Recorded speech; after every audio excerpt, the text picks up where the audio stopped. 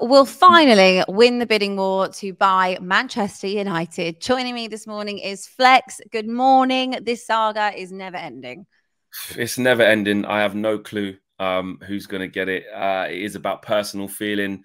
Obviously, as a Manchester United fan and fan channel, we've been following this extensively with a lot of revelations along the way, a lot of roller coasters, a lot of different stories along the way. But essentially, the black and white of it is that we are no closer to knowing who is the preferred bidder out of Sheikh Jassim and Sir Jim Ratcliffe. Well, at one point it seemed like it was Sir Jim Ratcliffe.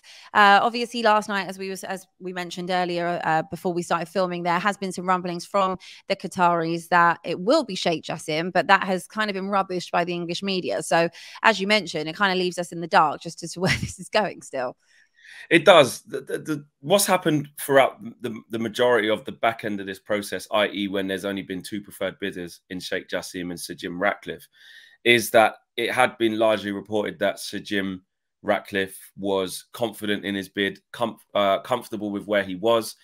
And it was actually Sheikh Jassim who was now on his fifth bid now. We were told that there was a three-stage bidding process, and when it got to the third stage, since then, Sheikh Jassim has put down two more bids, with the fifth coming just over a week ago now. The biggest thing that is dividing the fan base or making a lot of Manchester United fans in favour of the Qatari bid is the fact that Sheikh Jassim has pledged to clear all of the debt in one go. He's pledged pretty much £1 billion into the infrastructure of the football club, and, which is the key bit, to completely remove the Glazers from the football club. That is the buzz statement for Man United fans. We want the Glazers completely gone. Full sale, not partial sale. Glazers out. That is the message from Manchester United fans around the world. Now, Sir Jim Ratcliffe's bid, he's bid just over about £3 billion for the club, but for a majority percentage. 51% has been quoted. It was a little bit higher than that to begin with, but that would allow the Glazers to actually remain at the football club as minority shareholders, which nobody wants to see. And since then, people like David Ornstein have actually said that there's Class A shares and there's Class B shares. Class B shares coming with more voting rights and more power and more say-so.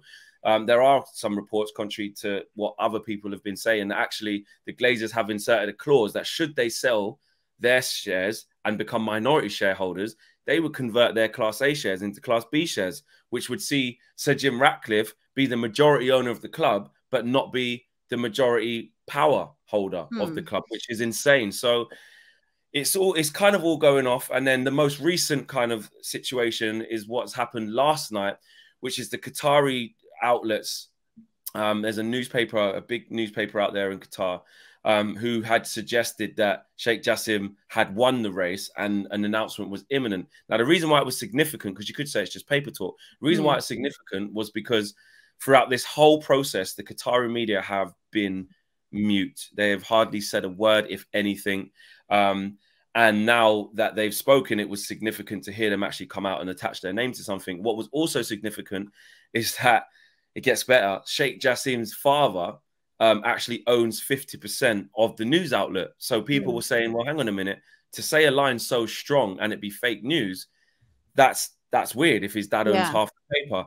Since then, in the last sort of few minutes, actually, before recording this, now what we're seeing in the light of last night's revelations that Qatar were claiming that the deal was done, we are then getting pushback from the British journalists who have been close to this deal from this side of it, saying that that isn't true and there is still no preferred bidder. And then we've had even further than that from the Press Association.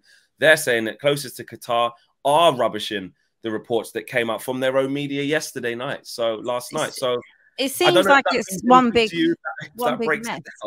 Yeah, one big mess. Yeah, one big mess. But I do have a question for you, obviously, as an outsider looking in. If I was Sir Jim Ratcliffe, why would I want to keep the Glazers on? Obviously, he's bidding less. I understand why the Glazers keep making Sheikh Jassim, up the bid, because obviously that is to completely oust them from the club. But, if they just want to still be there and have some type of control, which they would have under Sir Jim Ratcliffe, why have they not just taken the deal? So the general consensus that seems to be a lot of Man United fans are thinking, and I can speak for myself on this anyway, for sure, is that what the Glazers are doing is trying to drive the price of Manchester United up. Hence why Sheikh Jassim is on his 5th bid. So Jim Ratcliffe has not improved his bid once. He has in terms of the terms of it, in terms of he'll accept less percentage of the football club, but for the same money he put down. So essentially he's paying more, but he hasn't actually put more money down. He's basically saying, okay, well, instead of the 69% I wanted or the 70-odd% I wanted for this 3-point-something billion, I'll accept 51%. So essentially he's paying more for less of the pie. But like you said, if the Glazers were that comfortable with having a partial sale and remaining as minority shareholders, what's taking them so long to just confirm to Jim Ratcliffe? And then the news, I don't know if you saw the news that broke a few days ago, was that Nasser Al-Khalifa, who is the president of PSG, had been contacted by the Glazers about a month ago, which was insane. Yeah, so a lot of people thought that was dodgy. Oh, it's Qatar, it's state-run, it's all one and the same. PSG, QSI, Sheikh Jassim, it's all the same. PSG are going to own Qatar are going to own PSG and Man United. And he was quick to distance himself to say, you know, he's a person of relevance, of power, of significance in terms of sport in general in Qatar. He was massive in the World Cup bid for Qatar. And Sheikh Jassim, of course, he's going to know him. It's like if you wanted to start a YouTube channel and you wanted to get advice from someone like Robbie, because he's done it before. Yeah. It's no different to that. And they know each other. So he distanced himself, said, I'm not involved in the process. The Glazers actually reached out to him in an attempt to get Sheikh Jassim to bid more than a 5th bid game. So I mean, it's insane. To be honest, if I was Sheikh Jassim, I'd probably say it's not necessarily worth the aggravation. I could go and buy a smaller club for less money. That's Man United, Abby. Of course, of course, it is Manchester United. But I mean, the way that the Glazers are obviously handling this situation behind closed doors, as you just mentioned, is it doesn't probably come across too well to Sheikh Jassim. But business is business. What I would say, though, obviously, we don't know how this is going to end at the moment. But what would the difference be in terms of transfers if you end up with Sir Jim Ratcliffe or if you end up with Sheikh Jassim? Well, the line from the club, which you have to take from a pinch of salt, or the line coming out from the media, from the club, from sources at the club, is saying it's business as usual. But I'm sorry, it's not business as usual. The club is about to be sold, and we don't know to who. The reports, and of course, you want this sorted as soon as possible for the transfer window. ASAP. Eric Ten Hag needs this sorted right now. How can you pick up the phone to the likes of Daniel Levy / Harry Kane or Victor Osimhen or Mason Mount or whoever it is that Manchester United want to buy and not be able to know what contract length you can give someone because you don't know how much budget you've got, how you're negotiating with someone like Daniel Levy and you don't even know what your maximum budget is to spend on Harry Kane. It's ridiculous, let alone the player security side of things. You know, they want to know who's going to own the club. So it is a bad situation, and Manchester United have been reported as having 100 million transfer budget plus player sales. So whatever they can raise from player sales on top of that 100 million is what's being reported. But we all know, let's be honest, this is causing massive uncertainty at Man United. It's causing a massive delay. And the longer this process goes on, I think the transfer window opens in a few days. You know, it's going to cause massive problems because Manchester United need this sorted right now. Eric Ten Hag knows who his targets are. He's been working the whole year, drawing up his conclusions as to what he needs for the squad. But when it comes to the financial side of it, that is the board and that is the owners. And, you know, right now the Glazers they don't give a crap, to be honest with you. The Glazers just care about getting every bit of penny out of this football club that they can. All right, before I let you go, obviously there has been kind of the breaking news about Kylian Mbappe this morning and last night that he does effectively want to leave PSG. Manchester United, we spoke to Stu earlier on a different show. You know, he says that United would be a great fit for him, of course. What do you make of that? Is that going to be dependent on whether you get taken over?